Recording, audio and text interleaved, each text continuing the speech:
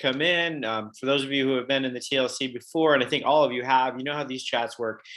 We just kind of chat. I have some questions and things I want to pick your brain about. You may have some things you want to pick our brains about. It should be fun. I do want to announce that next week we have another Need to Know event. It'll be on the topic of diversity, equity, inclusion, belonging, and we'll be given by B. Stoney, who is our interim CDIO, our Chief Diversity and Inclusion Officer here at K-State. So we're very excited that B is going to come and share some wisdom with us in next week's event. So that's what we got coming up. Today's a chat. It's a free for all. We can kind of ask questions. We can share experiences. We can commiserate. We can look for solutions. And if you want to contribute and ask things out loud, that's great. If you want to ask things in the chat, you can do that. And if you just want to sit back and listen to the rest of us chat, you can do that too. We had gotten some feedback that chats might be kind of intimidating if you're expected to talk. We definitely want you to be welcome to talk, share your voice, but we don't expect you to talk. So if any of you need to sit back or you're eating lunch in the background, that is completely awesome, and we're glad you are here. So to get started, does anyone have kind of a pressing question or a question thing that they need some feedback on or want to shoot to the group?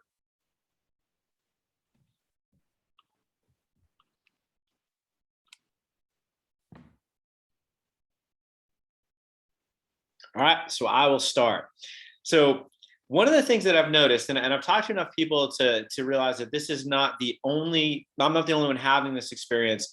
And it is nice to kind of think it's because I'm awesome and that's why I'm having these experiences. But my students are super engaged to the point that, you know, I'm the first to tell you it's not about covering content, but I almost feel like I'm not covering any content.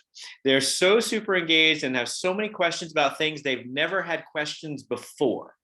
Like, to give you an example, when in general psychology, I've talked about the parietal lobe in general psychology for 20 years. And it's usually like a 5-second discussion where it's responsible for body sensations. And then we get to cooler things like the temporal lobe. I brought up the parietal lobe, and then 25 minutes later, I'm still fielding questions about the parietal lobe. And I don't think I've ever had a single question about the parietal lobe. It's almost like they're so eager to talk and to chat that I'm having a really hard time where I'm having to cut off conversations that I would normally have never cut off, just because I do have to get to some of the other stuff. So I was wondering if any of the rest of you are experiencing this and have solutions for this, because I'm feeling really weird. I'm having to put lecture supplements up on video to kind of get to some of the things that I didn't have class time to talk about, and I'd never had to do that before. So what do y'all think? I want to say something since I just came in. I know exactly what you mean, Don. I have a community development class, and typically I'm doing all the talking. The course has always been a conversation about community development. But I've noticed this year that these students, and maybe it's because they were gone for a year, so to speak, from campus. I'm not sure how the environment is playing into this, but I have to cut my students off from talking. Maybe it's just the group of students I have, but I've never had that, never had that in this course. And I've been paying attention to it, and it started from like class one. Class one, it's the class that I invited you to for tomorrow, you know, that we can't do, but we're gonna have you in. And they really are talking, and typically with capitals, with the community capitals, I end up in their presentations talking the most, but they're interrupting the student speaker to make comments. So I feel like there's an energy and a curiosity, which is one of my favorite words, that I've not seen before in this group of students. Yeah. So what are the rest of y'all? Are the rest of y'all having similar experiences? And if so, I'm really interested in how we're navigating this. So I had this experience in my class yesterday. I mean, I've been having it all semester. My students are just way more engaged than I usually have pretty engaged students. We usually have a lot of discussions, but this semester it's just been like you're saying, Don, to an extreme where I'm like, okay, like there's other things that we got to talk about. So like, I want to limit this conversation, but I also don't want to put a cap on that enthusiasm. Like, I'm really excited that that my students are asking questions and that they're relating personal anecdotes to connect like the material that we're talking about to things from their lives. Like that's what I want my students to be doing, is like, how does this material relate to you? And yesterday we didn't get through a bunch of stuff that I wanted to talk about. And it's like, okay, so now I'm kind of figuring out how I can touch on that stuff in the next class and not fall too far behind with the things that I want to make sure that we talk about. So one of the things, I haven't done it yet, but it occurred to me yesterday after class, is to open up the discussion and say, okay, we're going to have a discussion for like kind of put a cap on it. And then at the end of the discussion, so we're going to have a discussion for 10 minutes on this. And then at the end of the 10 minutes, now I want you to write down anything that you still have to say about this, a question that you have, something, a comment. Give them a minute to write down and hand in anything else that they still want to like touch on, so that I can just kind of like briefly look through after class and see if there's, just to kind of hear what they're saying, so that they can still feel like they can get it out and we're not taking up so much of class time. So that's the idea that has occurred to me. I'm planning on employing it in class when we're together again tomorrow, and I'll let you know if it's successful. I like that idea. It's a creative idea, and it lets them know you still want to hear their voice in maybe a different medium. But I really like that idea that you're not shutting them up. You're just changing the venue with which they share. I like that. I have a question. Is that what they give you back? Are there things there that can be interwoven into other subjects later, so that they see that you paid attention to it and found the connection for them in other ways that aren't just related to that subject? Because I think that's also really important, to not just collect it and maybe discuss it later, but to show the interconnection between parts. Yeah, absolutely. That would be a great way to segue that. Yeah.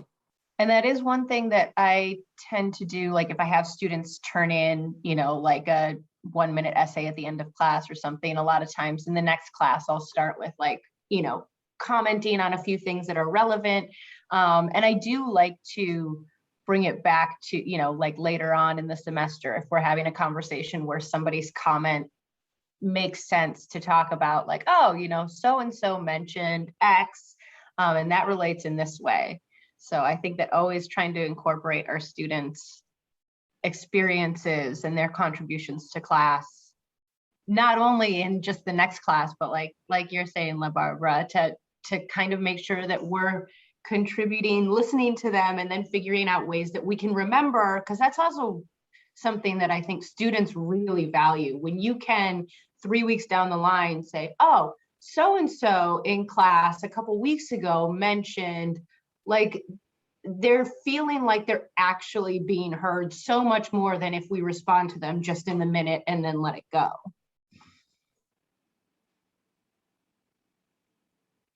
I will say one of the issues I sometimes have is I don't always remember exactly who said that comment a number of weeks later, but I will say, as one of you brought up, which I think is probably better than not, but I will say that I do not always have the ability to attribute it exactly to the source. Sometimes they'll let you know, though. Sometimes they, oh, that was my comment. Oh, well, thank you for making that. That was a great thing. Yeah, and with bigger classes, it gets a lot more challenging to remember exactly who said what. The class that I have where my students are being extra chatty is a graduate seminar.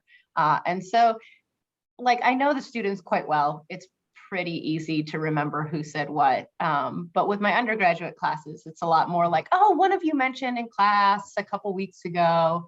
And I feel like that's also just as well.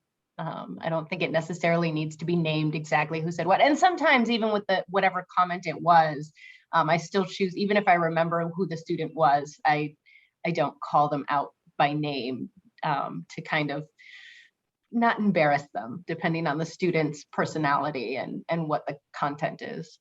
Sure. So what do the rest of y'all have been doing?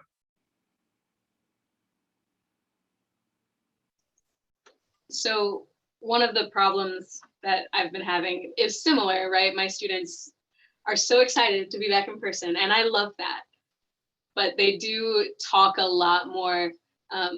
So I've adjusted my lectures to where I have bullet points that can be a discussion if I verbally say, like, what do you think, or something like that. But that same bullet point is structured such that it could just be, I'm going to give you this information. So I don't plan the discussions into the lectures the same way that I used to. Instead, I look at the clock and decide in the moment, do we have time for this? And we always have time for at least one or two, right? So they don't feel deprived, I would assume. But I've reworded a lot of things to be more flexible for me in the moment. I like that. I think that flexibility is key. Flexibility is always key. That'll be a theme of a video we put out in a little bit. And spoiler alert, that we mean that literally and figuratively. But flexibility is really key. And I think giving yourself those opportunities has been helpful.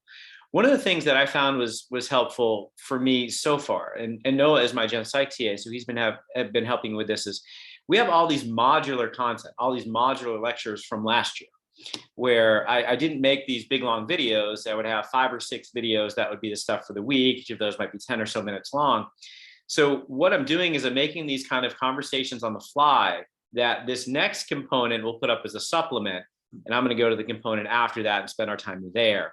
So we're still getting the stuff that my course needs to do, because my course is a prerequisite for other courses. So sometimes you can't just say, all right, we're going to skip that, because I can't. So I really do have to get that content to the students. So I've been using these lecture modules. Noah's been helping use those lecture modules to kind of supplement. So we'll figure out what can they do without me. And I think that's one of the things that I'm trying to think about a lot, because some of the stuff, really having you there is going to help them understand better. It might be really complicated. There might be a good example you can do. You might expect them to be confused, and seeing that confusion in real time is going to help you teach. But what it does mean is that sometimes the things that I'm putting on these modules might be some of my favorite things. It's just, it's a little bit easier to learn without me there in real time with you. So yesterday, for instance, we're talking about sensation and perception. Subliminal stimulation was the thing that I decided on the fly to do as modular content, when I really like talking about that with students. And I couldn't help myself from giving a couple takeaways, before they went and watch it. You watch for this part's really cool. But it's been interesting. And I think there's an energy, there's a vibrancy, and it's making teaching very exciting this semester. Yeah, subliminal stimulation is awesome. It doesn't work, but it's awesome.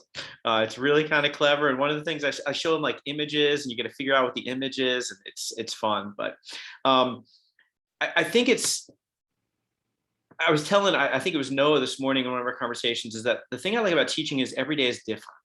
Like I said, I've talked about the parietal lobe for 20 years in my class for 5 minutes, and I had a different conversation about the parietal lobe this semester than I've ever had before. And I think that's really, really cool, but it's also stressful.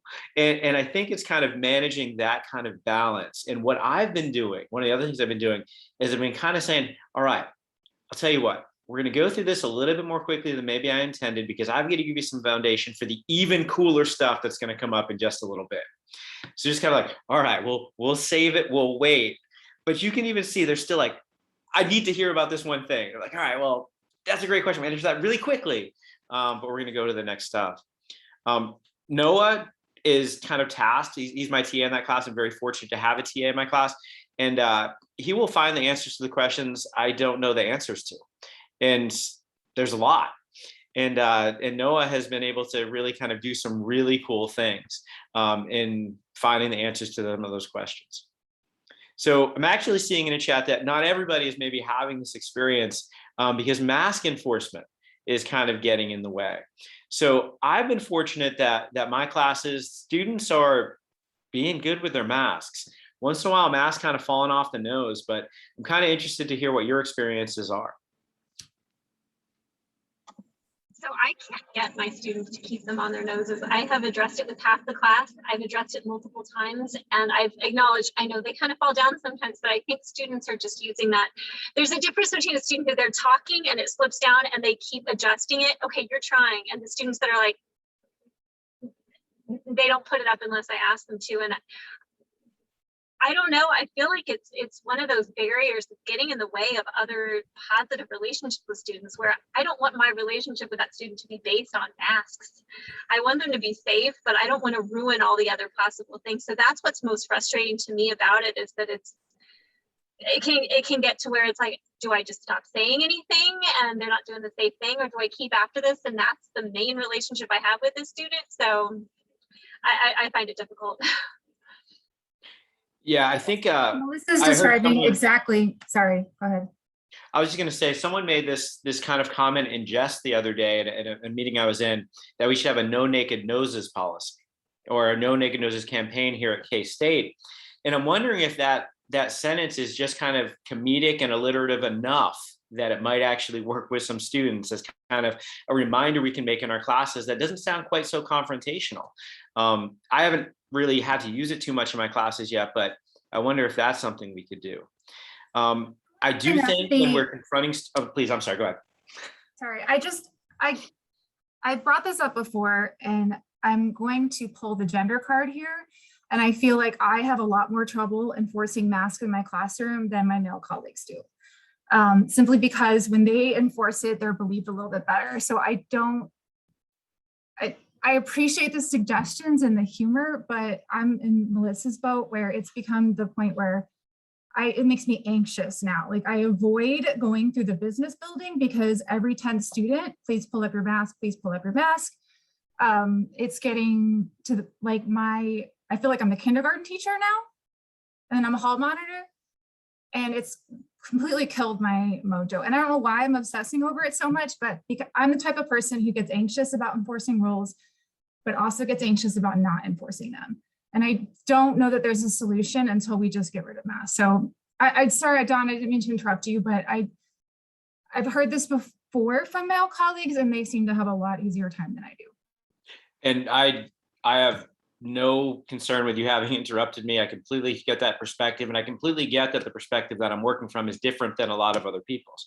I'm a middle-aged white guy, and a middle-aged white guy who's a full professor at K-State is going to have a different reaction than lots of other people might. So I am very curious to hear how other people from their perspectives might deal with the issue.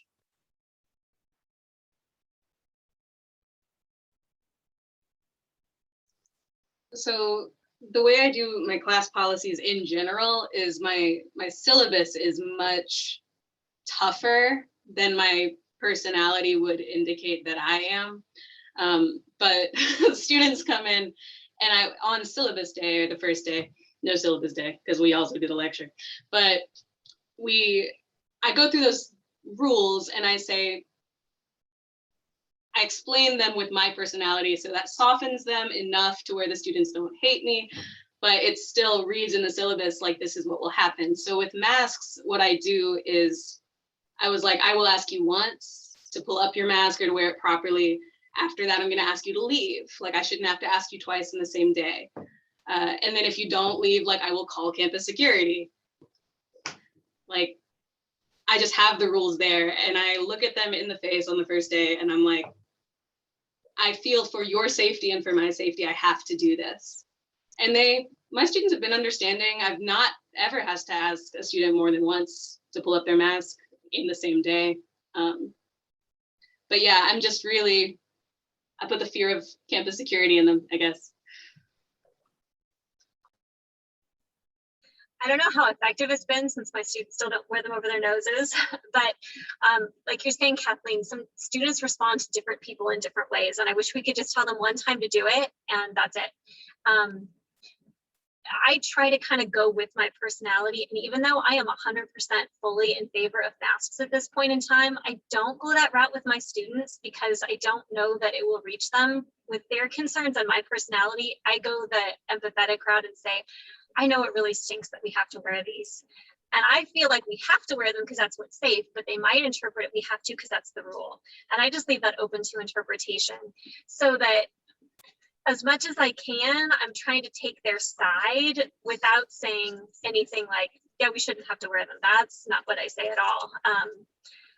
But you know, like I said, I don't know how effective that is because I still have lots of naked noses in my class. Another option is to appeal to their sense of empathy and camaraderie, and to mention that, look, we all have lives outside of this class. You know, there are people in this class who have grandparents that they would like to visit. You know, there are people in this class who might have young children who can't get vaccinated yet, or who, you know, nieces and nephews. And so we all have these interactions outside of this class that, you know, we want to make sure that our loved ones stay safe. And so I ask that in this class, you make sure that your whole face is covered so that we're not spreading the virus. Like, I know, like, whatever you do outside of this class, that is totally on you. But I'm asking that in this class, this be a safe space, and a safe space in every sense of the word, that we're making it safe for other people to be able to go out and see their loved ones without worrying about what they picked up in my class.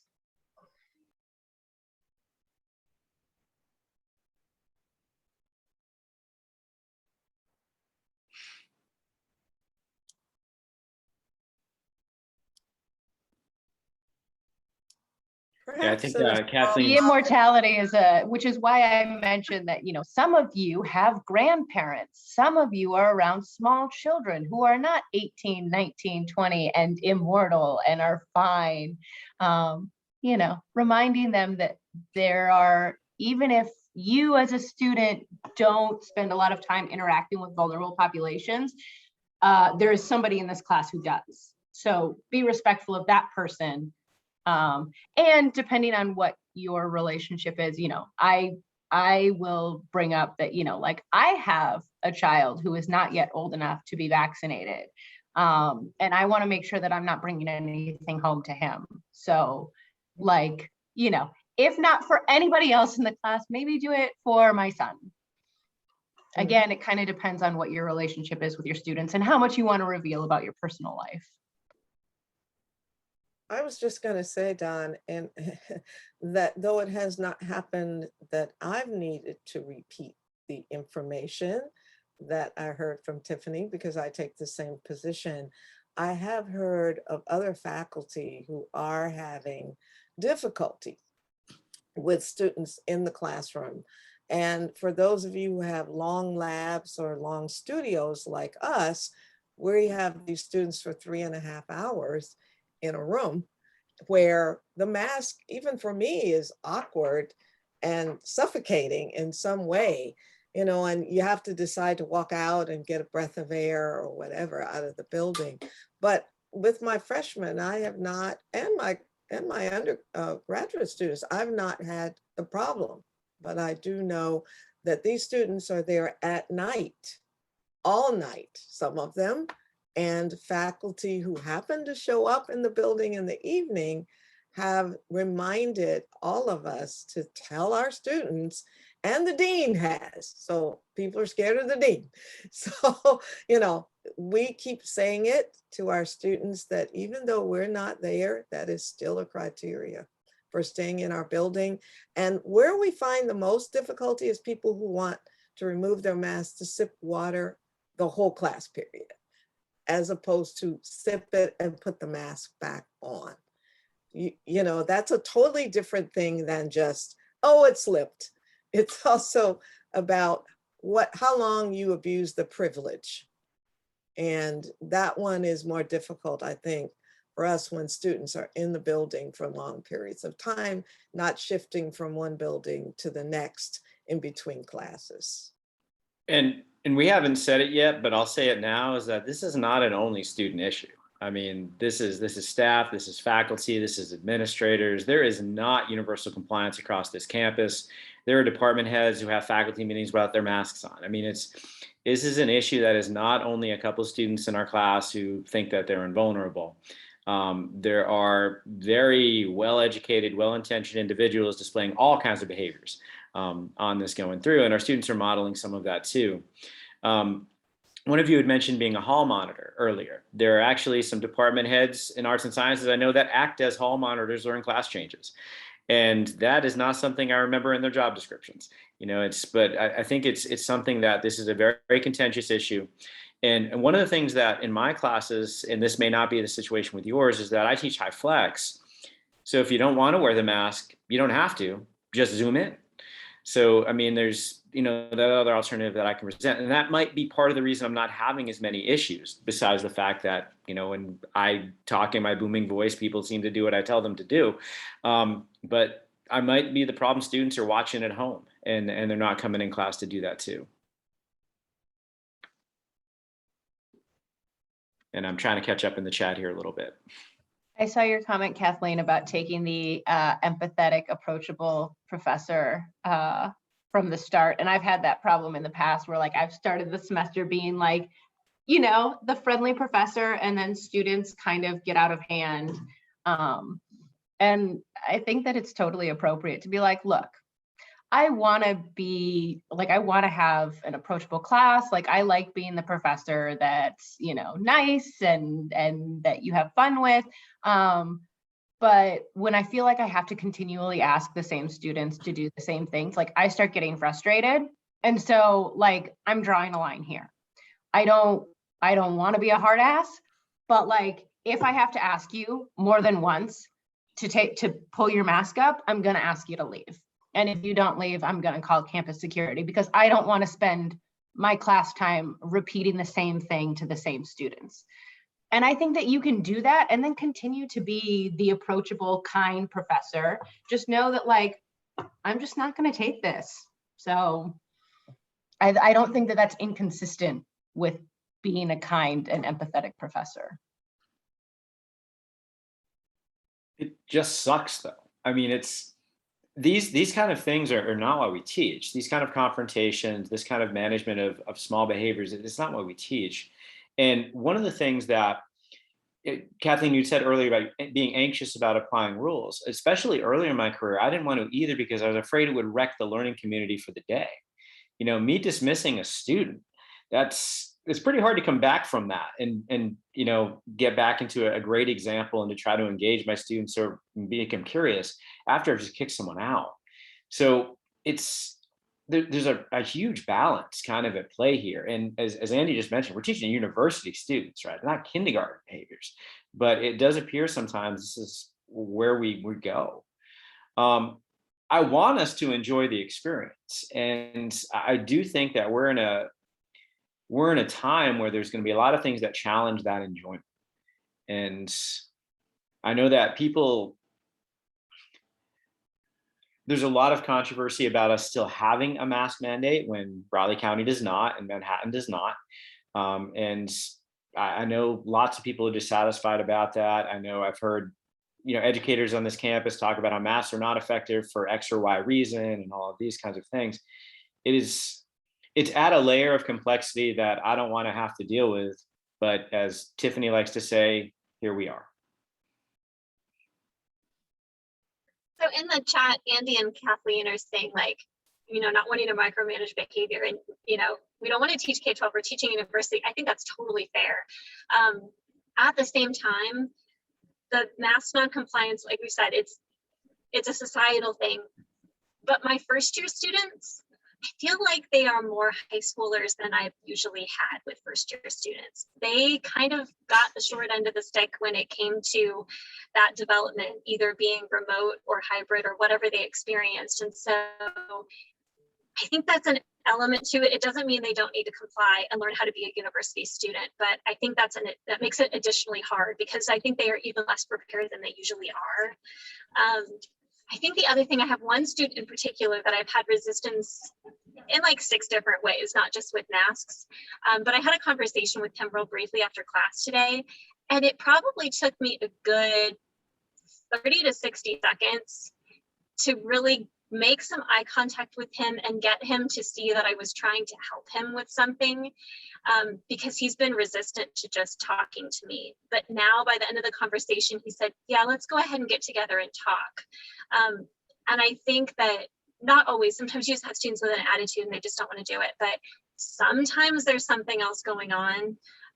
So I guess that's where the empathy approach can be productive. If you have a student who's overwhelmed about something else and it's just manifesting itself in a different way, or maybe they hate the mask and don't want to wear it, but if you develop a relationship with them and show you care about them, they'll do it just for you, which again, sometimes it just won't happen, but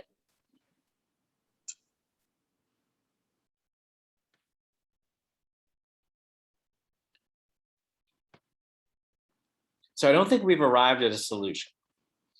Does anyone have anything else they'd like to throw us to consider before we move to another topic that's maybe slightly less frustrating, because maybe we have more prediction and control over that? Problem with masks is we really don't. There are things that we can do. I was talking to the principal's college teaching class, is that, does anyone still have those little cards we're supposed to read if the student's not wearing the mask? Remember those? We're like, oh, you don't have a mask, perhaps you forgot yours, here's one that you can wear. And this campus, I don't know that those cards are solving it, but I don't know that we've, potentially changed the world here just yet either. I think what I can say is that I'm hearing is that this is something we're all having to consider, and it's creating emotional and cognitive energy we didn't have to expend. And, and I apologize for that. One of the things I tell my students is, I don't want to wear the mask either, but I'm doing it for you. And there's another side to this, and this is my design hat, that there are so many different designs of mask that in some ways, some are more easily worn, more comfortable, more able to allow students, if they're clear, to be able to see the faculty member's mouth moving to help those who may have trouble with hearing or read lips. I mean, there's so much out there that, and I'm not saying you make it a fashion statement, but I think that it depends on, too, what the students and the faculty are wearing, and the limitation of that as to how much breathing ability one has, vocal ability one has. We in our department have made a great investment in all kinds of masks, and with microphones to wear with your mask to amplify. I mean, we're working at it in a way that I think can also be an example for students of that. And I'm finding my students are finding the most, I won't like the word cute, but they're finding some very interesting masks to wear. Some of them make strong political statements. Not that I agree with them all, but I think that there's ways of translating the mask into something. And remember, I'm in a design school, so we have a tendency to think perhaps a little differently than a science or another type of program, but we're handling it in a different way in some ways that makes it palatable. And I think that when we can demonstrate that to our students, that there's different ways to wear one or different kinds of masks. It depends on how much protection you feel like you need to have too. Whether you're wearing a KN95, a K95, or one of the blue light, breathable ones, makes the difference in how you wear it all day or not wear it at all. Yeah, I agree. These are choices that we're making, and we have personal choices, kind of either consistent or inconsistent with policy choices, which complicates the issue. I will also say that it's also been my experience that the disposable masks are easiest to talk through and to hear other people with, which is kind of disappointing, because I did spend more money than I wanted to on awesome masks that really don't work that well for actual communication. They look great, but they're not that easy to communicate. So I'm using black disposable because I like the color black, and it's been awesome. I want to shift it a little bit to kind of talking about, what are some of your favorite moments so far? One of the things that I love about, kind of talking with this group and the people who come to our PD events is that all of you have wonderful experiences. You're doing awesome things in the classroom. And I'm kind of wondering, like, what's some of your favorites? What's some of your highlights that you've had so far this fall semester?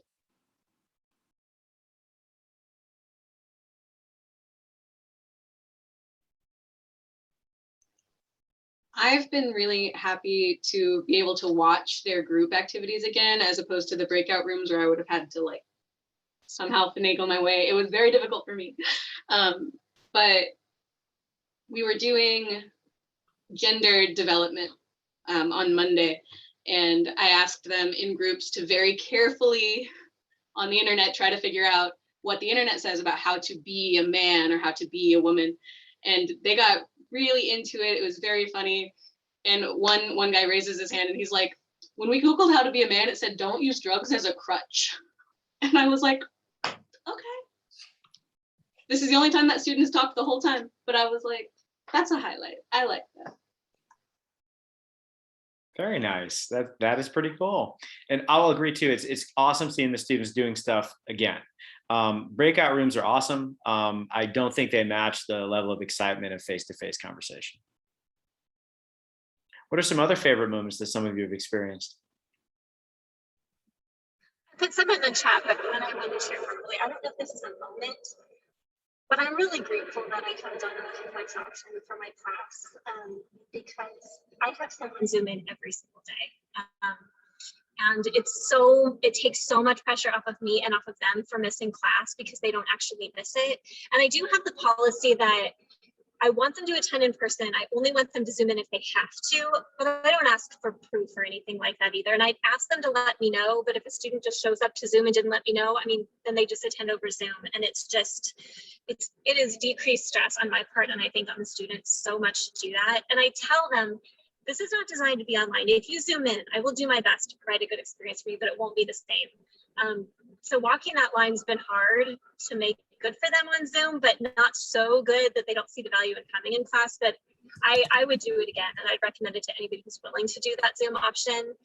And I tried this last fall and it worked okay, and I've done better this fall with and teach in the spring.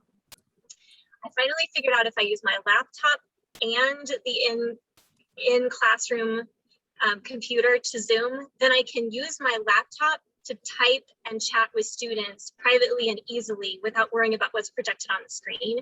And then I just screen share from the other computer. So I make mistakes and I struggle, but I don't think my students mind because, I'll start typing on the wrong computer or move the wrong mouse, but they all Zoom in at one point or another, probably for the most part. At some point in the semester they will, and I think they appreciate that opportunity enough to know that it's okay if it's not perfect. So anyway, if any of you aren't doing that or you're considering it, I highly recommend it. I think it's worth the extra time and work.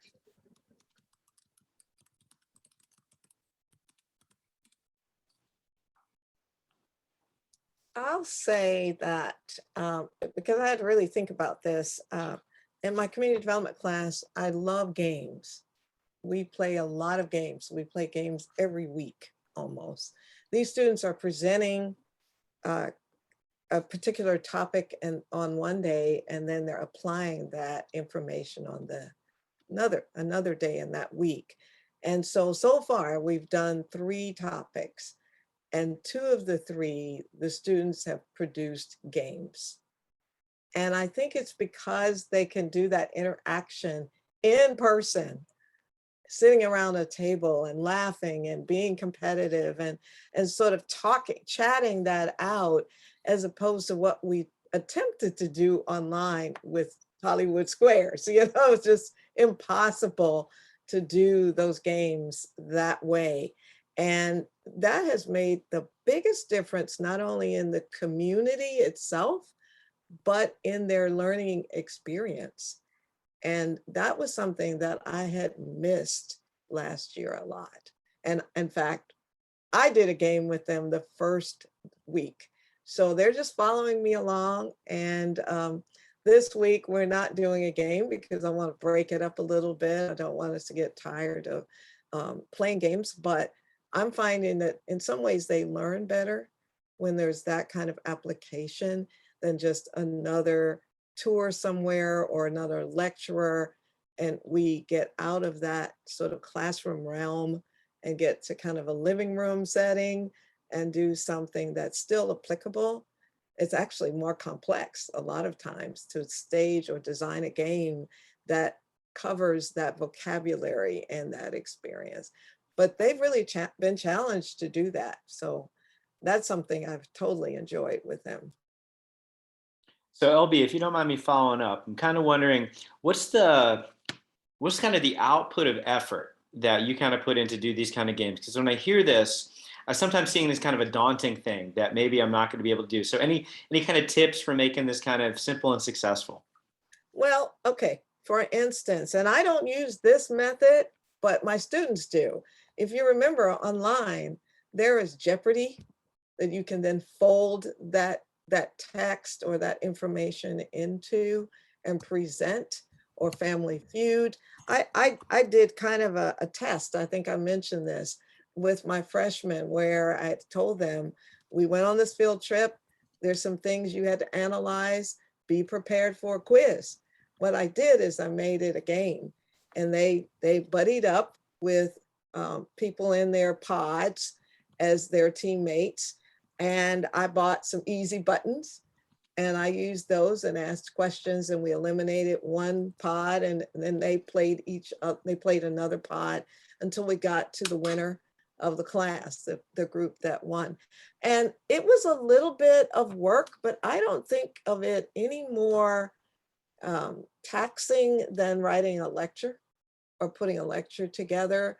In fact, I find it more fun because I can chuckle about it and say, oh, I wonder how this person is going to react to this, and find things that might stump them, but also give them easy challenges as well.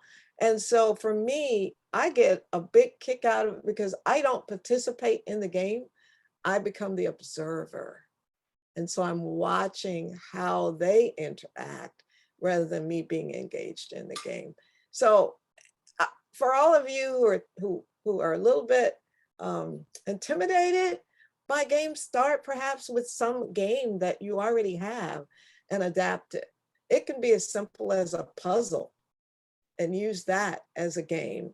And then eventually you'll start to take those lessons from either the internet or from something on television and adapt it further till you get to something that's uniquely yours.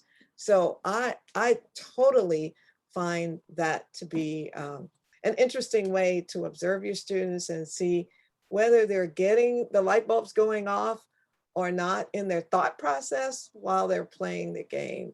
And it gives you more information than just giving a quiz or asking people questions. So.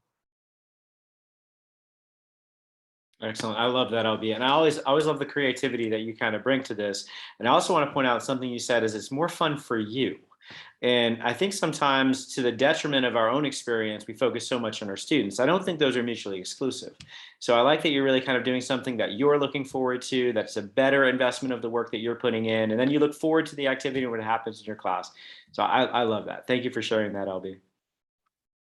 And what's great about that kind of activity and just what I've been enjoying this semester is having so many different ways that I'm interacting with the students, that, I am interacting in the same ways as I was last year with, assignments that they've turned in on Canvas and responding and giving them feedback and doing that like electronic kind of correspondence, but also the little interactions in class and those moments of having students respond with different things that they're thinking, apply their knowledge in different ways that allow me to see the things that they're really getting and the places where they're misunderstanding something, so that I can jump in and be like, oh, okay, that's not exactly how it is. I found that teaching in some ways this semester has been so much easier because I have a better perspective of I feel like I have a better view of what the students know and understand. And so that I'm able to jump in a little easier and make little corrections or ask probing questions when I feel like students maybe are not quite going in the right direction with some information. So that's been what I've been really excited about. The other thing, Dawn, that I failed to say is that because we do a lot of community engagement in our college, I tell my students, we're not just playing a game to play to see about the information. I'm saying these are examples of how you can approach icebreakers in the community.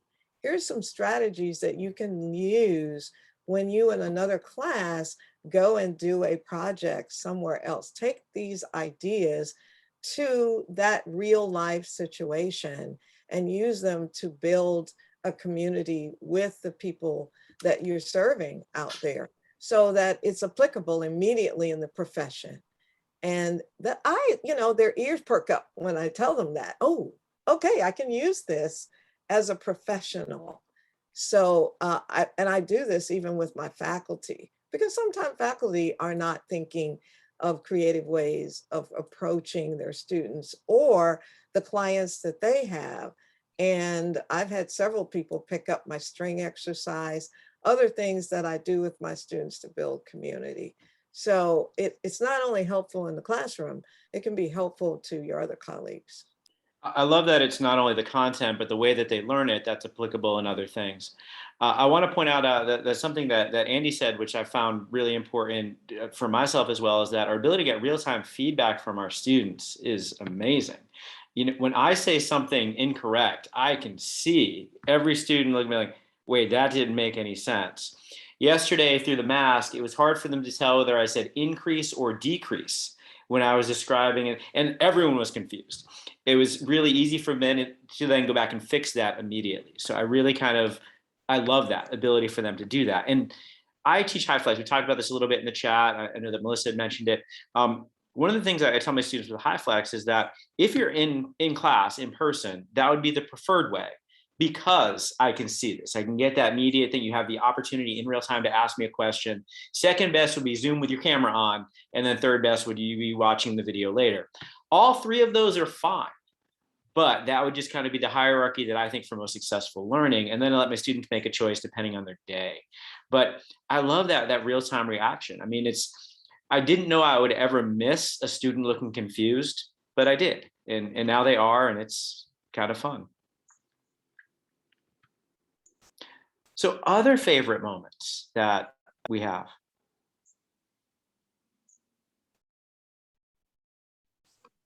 I have to say I had an interaction this morning in class that was wonderful, where I had a student come in and she said, you know, oh, like my laptop battery is about to die. I just want to let you know, like, I'm going to use my phone, because I have them do preparation assignments for every class. So they always have something that they can refer to when they're doing class discussions. And she said, I want to let you know, like, I'm going to be using my phone. Is that okay? And I said, like, yeah, I trust that you guys use whatever materials you need to use in class and that you're using them appropriately. I said, I have a lot of trust in you guys. And all of my students were just like I could see them just like, oh, and I was so happy that the student felt like, you know, that she wanted to let me know, like, I'm still engaged in class. I'm going to be using my phone, and that we could have this moment of like clarification. It's like, yeah, do what you need to do. I'm not here monitoring what you're doing in class. Like, this class is for you to learn, and I trust that you're here to do that. And so that was like a moment that I just felt like I hadn't had any of those really last year with so much Zooming. So I love that. I think it's kind of the intrinsic motivation that you're instilling in them, letting them know they're adults making choices. And I mean, as I tell my students, I make recommendations, but I very rarely have requirements. Actually, one of the things I don't like about the mask mandate is it's one of the few requirements in my class. You know, I don't typically have requirements. It's I recommend this, you have this opportunity, and all of those kind of things. And almost always when a student asks, do I have to do something? Almost always the answer is no. But if you want to learn the content, I would recommend that you do that thing. So I love that you're showing your students that respect. And I love that you're doing so explicitly. Because I think sometimes when we care, when we respect our students, they don't know that. It's true, but we don't do or say the things that would show them that we respect or care about them. And I love that you did, and I love that they responded so well when you did. That's awesome. So I actually have a question kind of related to this. I've had students talk with me about their experience in a different class than mine, where it's not been a positive experience with a different instructor.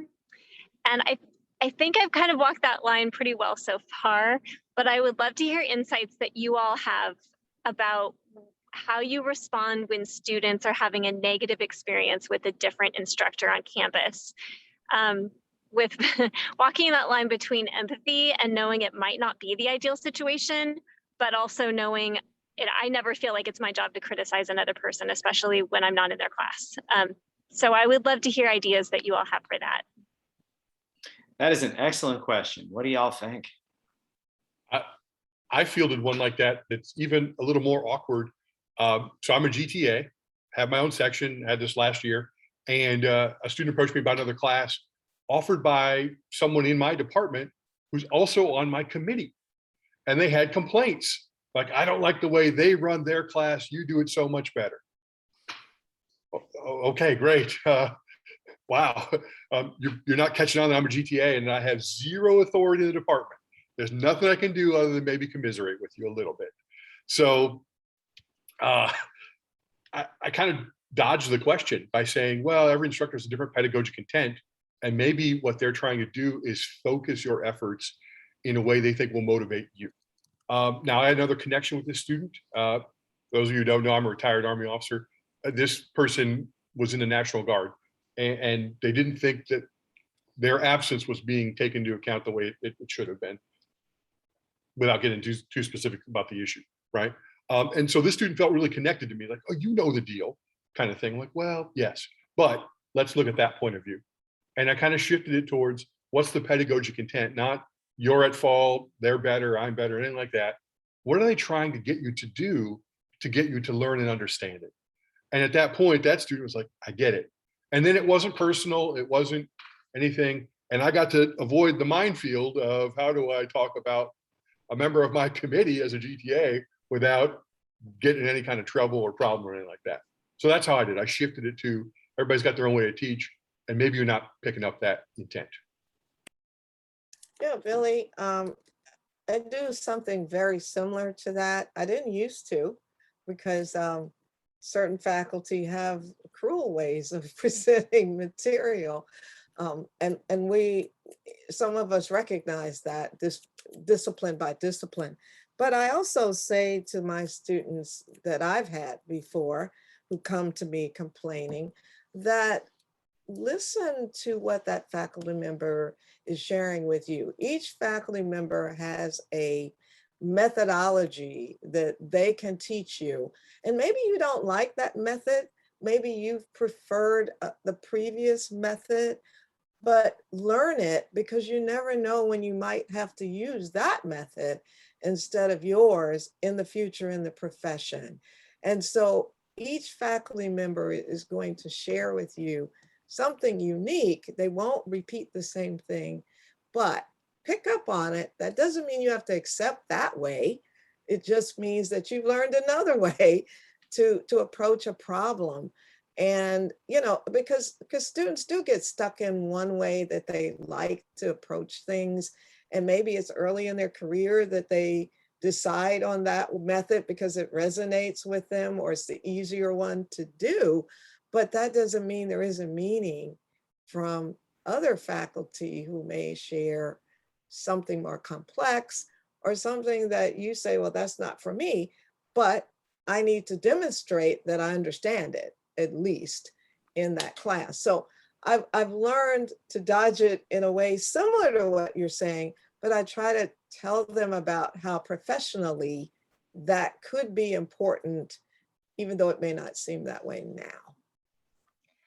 Yeah, I always remind my students that, you know, in the professional world, like when you go out and you get a job, you're going to work for bosses who have a style that's really different from your own. You're going to work with people that you don't agree with on how things should be done. And so one of the things that you're learning in college is how to work with people and under people who have different styles than you. And how do you, you know, you're going to have professors that you really mesh with and you're like, this is great. This is exactly how I understand things. And you're going to have professors that you feel the complete opposite. And that's true of life in general. And so I love couching things about, like, with professional, what you're going to be doing in your professional life, and reminding them what the real world is like, because that helps them really, like, you know, make the connection of like, oh, this is useful. And rather than complaining that their professor, they have a professor that's not doing things the way they like, oh, this is a learning opportunity. I think all of this conversation is very good, but I am going to say that there's sometimes it's not a stylistic difference. Sometimes it's inappropriate behavior. So it's something that's unfair. And one of the things that will happen is I'll often tell my students what they can do. And the first thing I'll tell them to do is to express their concern in a respectful way, ideally with a solution to the instructor. So for instance, I had a student yesterday tell me that they're frustrated that one of their instructors won't let them use their laptops to take notes in class. He said, well, maybe what you can do is say, for these reasons, I would like permission to use my laptop to take notes in class, because that seems like a problem with an easy solution, right? You want to use the laptop, express it. And I haven't heard too many people who say, oh, that's a really cogent argument. That makes a lot of sense for you. Okay, you can use the laptop. If it's something inequitable, something unfair, say with grading or something like that, Barbara mentioned cruel. If someone's doing something cruel, you can start with the instructor. If you do not get satisfaction from that, you can move to the department head or the dean, right? There is kind of this, Billy mentioned the military before, there is a chain of command to how these things can kind of go. But typically people in that chain of command want to make sure the chain of command has been followed. So if you go to a department head, the first thing the department head is going to ask is, did you tell the instructor? If you haven't told the instructor, the department head is going to say, well, go and do that. So kind of letting them know that if you have a concern that is extreme, it's not a stylistic difference. If it is a stylistic difference, then I completely agree with my colleagues have already shared. But when it goes further than that, letting them know there is a process that you will be expected to kind of go through. Now, a lot of students say, well, I don't want to do this for this reason, that reason. And then letting them know, well, I can't fix your problem. I am not empowered to change another instructor's policy. That is not something that I get to do. I might do it differently in my class, and I respect that maybe you're having a better experience in my class, which is typically why students might come to you, right? They're having a better experience, they feel closer to you. You say, my class is not that class. That's an issue that needs to be handled there. And it's often unsatisfying for students to hear that. They want us to wave our magic wand and fix the problem, make it go away, all of those kind of things. That's not going to happen. But sometimes some of these things just can't be tolerated. And you can also help your students navigate which time it is. I think, Don, the other thing that we have in our college that helps is that when we accept students into our professional programs, we make it very clear to them that in our freshman classes, the first semester, whoever you get, you cannot change. And second semester, you will all be reshuffled. So you're going to get a different instructor with the same continuation of the course. And don't expect us, because you want to change you. And so their expectation is a little different because they know that that's not possible. That's number one. Now, I did have a student this year who was having great difficulty, personal difficulty. She had gone to our advisor and I met with her. And at the end, I made some adjustments in the way in which I approach her and work with her that has brought about a trust in now telling me her concerns rather than going to the advisor wanting to change sections. Because the issue was not how I was teaching. It was her negative person inside, the negative person, making her feel inadequate. And from me understanding that, I was able to share some of my own personal experiences as a student and encourage her to come to me because I was empathetic. And that has made all the difference in the world to this young lady. We would have lost her completely from our college. And I think when faculty do take that extra step, find out about those issues and sit with the advisor and the student together to work it out, then the student is more likely to trust you. So I'm going to leave. I think it's almost 1. So I do. Thank you for sharing that, LB. And it is 1. So what we will do is I would like to thank all of you for participating in our chat and providing a lot of insights and a lot of questions. We do these about once a month in the TLC, so we can kind of check in on each other, share experiences, crowdsource some solutions, maybe to some issues that we're facing. I really enjoy these. Next week, we have an amazing event that is going to be led by B. Stoney, our interim Chief Diversity and Inclusion Officer. And that'll be an event on diversity, equity, inclusion, and belonging. And that is a need to know event in our professional development series. So as always, thank you so much for sharing time with us. I love hearing all of your experiences and comments, and we'll see you next time. Have a great day. Thank you. Thank you.